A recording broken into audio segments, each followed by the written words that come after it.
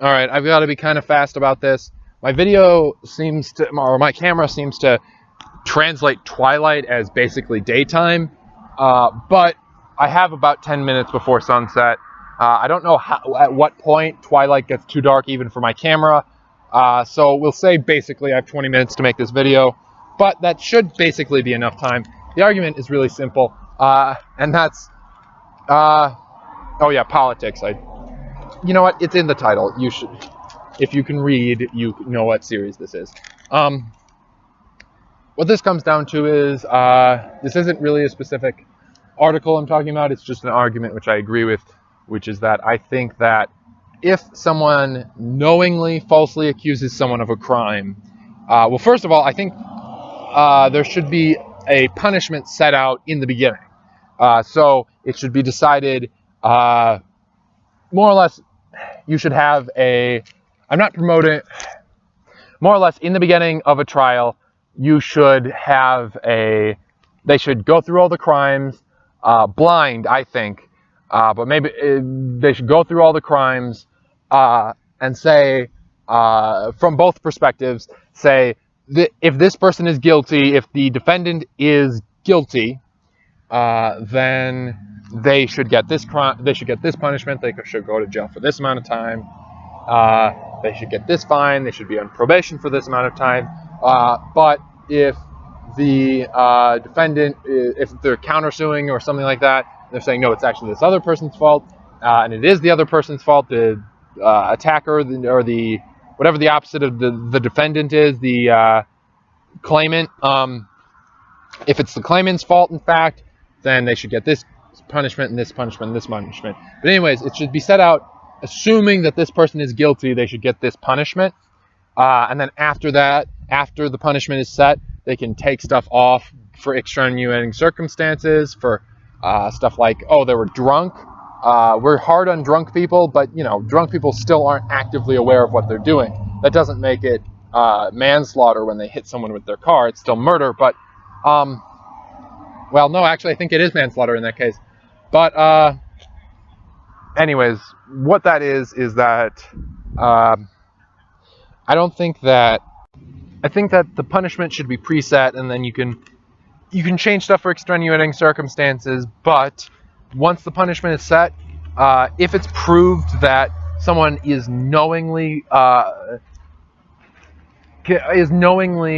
attempting to get someone punished for a crime that they did not do.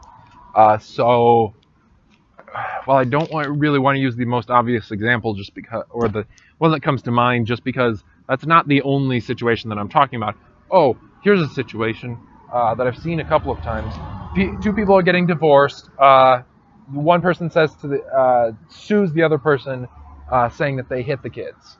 It's a terrible crime, but people are not exactly angels, and I've seen these cases come up where one person tells the police, like, oh, they beat the kids or they were verbally abusive to the kids, so you should give me total custody. And I've seen it happen and I've heard of these cases, but I think in that situation, the punishment, if it's proved that that's the situation, that they're actively saying that they did a thing which they did not do, the punishment should be flipped and reversed. If one parent says that the other parent beat the kids or was verbally abusive to the kids, and it's proved that they were just lying, then the punishment should be reversed.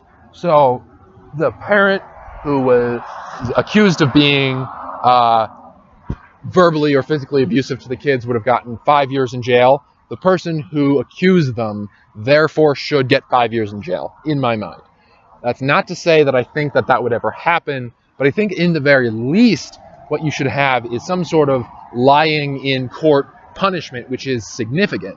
I'm not talking fine or probation. I'm saying 1 year in jail for provably saying this person did something which they did not do. And that's on top of the fact that they should also be paying for the other person's legal fees. So, yeah. I'll just say the obvious example. The thing is, I've seen that there's been a lot of rape cases recently. I know a lot of people have different opinions about that, but I think that just setting aside all the politics of the rape cases, I know that at least some of them are just have to not be true.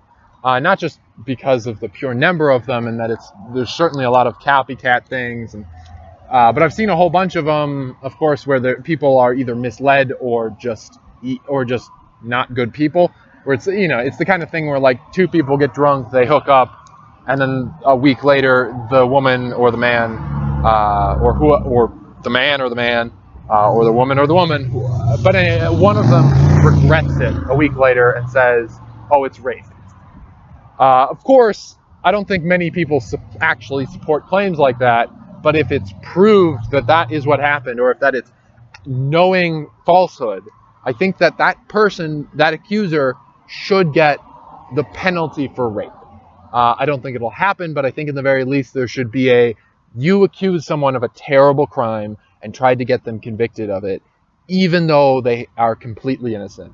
For this is the level of a crime of malicious intent to the point where you now get a year in jail. I don't feel like there's enough, much less any real punishment for just lying about people, especially considering that, people with those rape cases, I know that there's been a lot of stuff where people just, with a lot of YouTubers and things like that, where people just say like, oh, some YouTube person who, it seemed like at least a third of the time to me, maybe I'm overestimating these statistics, but it seemed like a whole lot of the time to me that they were just saying it because they realized this video is going to get 1 million people to watch it. Even if it's false, even if everybody can tell it's false, 1 million people are going to watch it.